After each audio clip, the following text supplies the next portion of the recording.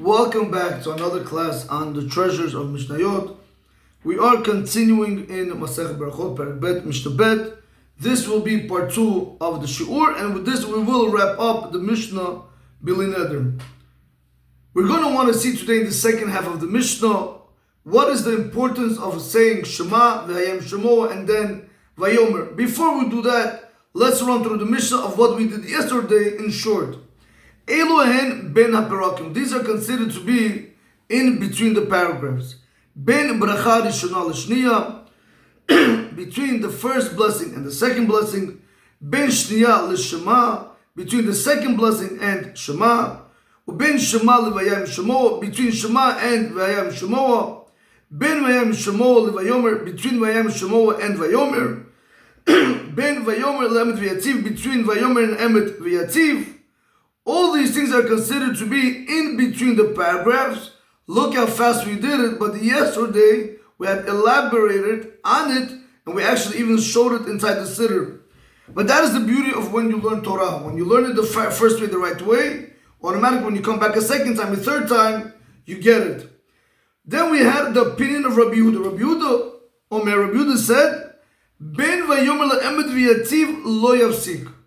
Between Vayomer and Emet V'yativ, do not stop. In Rabbi Yehuda's, we had three different opinions. Opinion number one was the Rosh and Rabbeinu Yonah. They wanted to explain what does it mean between Vayomer and Emet V'yativ, don't stop. You're not allowed to stop at all.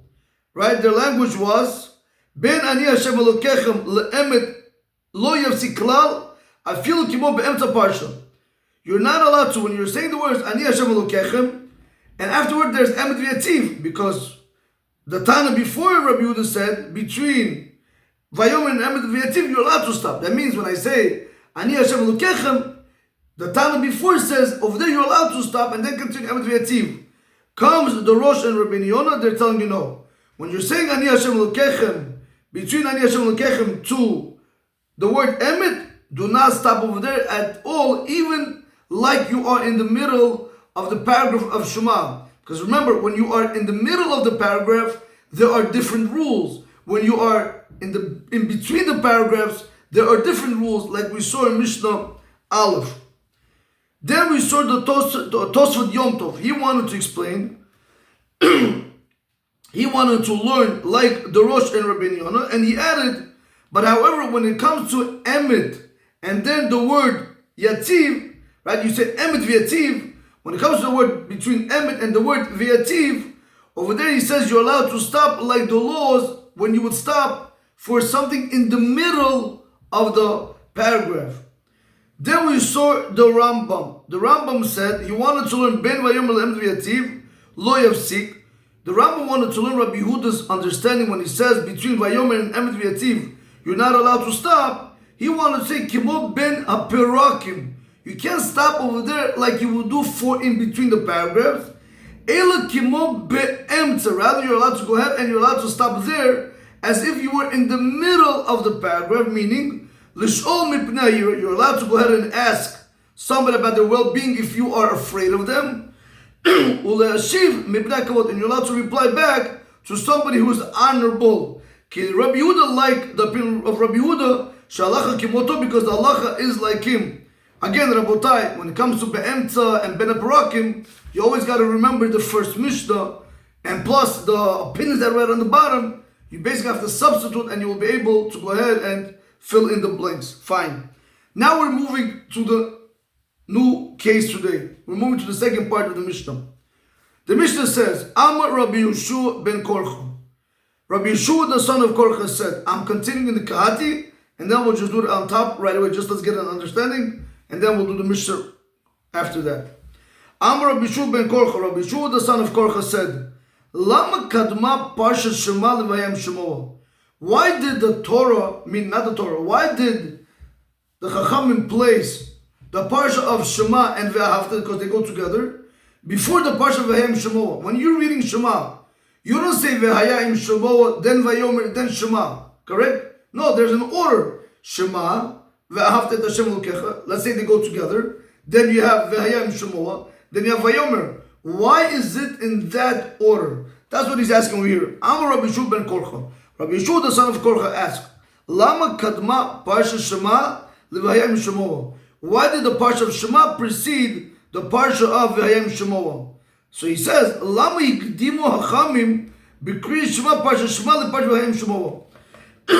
Why did the Chachamim go ahead and they preceded with the parsha of Shema before the parsha of Vayim Shemoah?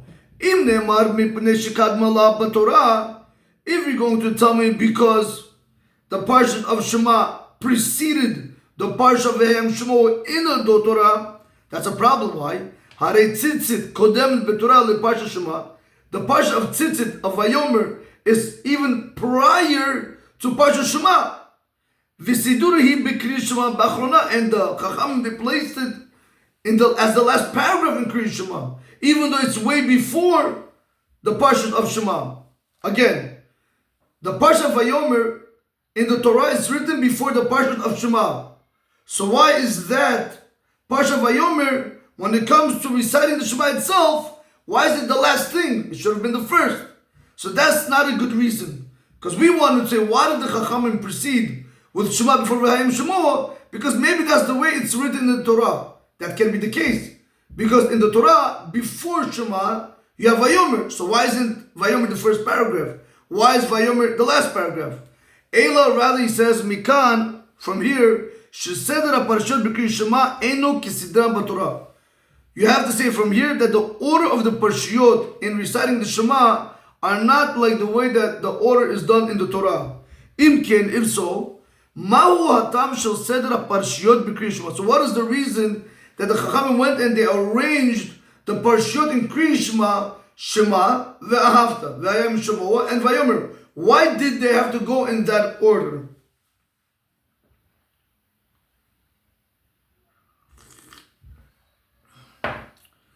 Eila, rather, this is the reason why. This is the reason why, therefore, the Chachamim went and they preceded with Shema before Vayim Shemoah. Kedei shekabel alav ha'adam ol malchut shamayim techila. Because we wanted the person to go ahead and accept upon himself Hashem's kingship, his yoke. HaKolel b'pasuk harishon Shema Yisrael, which is included in the first pasuk of Shema Yisrael, Hashem Elokeinu Hashem Echad. Shetachanu, because the purpose of that pasuk is, when we saying it, what are our intentions? Emunatenu b'mitziut Hashem v'yichudo. Our faith in the existence of Hashem and His oneness, that He does everything in the world. V'zehu ha'yisod v'yikar b'kiyum HaTorah. This is the foundation when it comes to fulfilling the Torah. Ve'achar kach yikabel alav ol mitzvot. And afterwards you're going to go ahead and accept upon yourself the yoke of mitzvot. So the reason why we said Shema and Ve'ahavta first, because that paragraph meaning Shema and Ve'ahavta, in Shema you have Hashem's oneness, you have the faith, which is the foundation for our religion. That's why you have over there the accepting of the yoke of heaven. After you already accepted that Hashem is God over you, that you understand that He exists and He's one and He controls the whole world. Now you could go ahead and understand the next chapter, which is Vayim Shemoah. The parsha of Vayim Shemoah speaks about tzitzit. After you accept Hashem as your king, as your God, now you're able to go ahead and start doing what Hashem commanded you to do. That's what He says. And afterwards go and accept upon yourself the yoke of mitzvot. Like it's written in the parsha. It says clearly that when you're going to come and you're going to listen to my mitzvot, to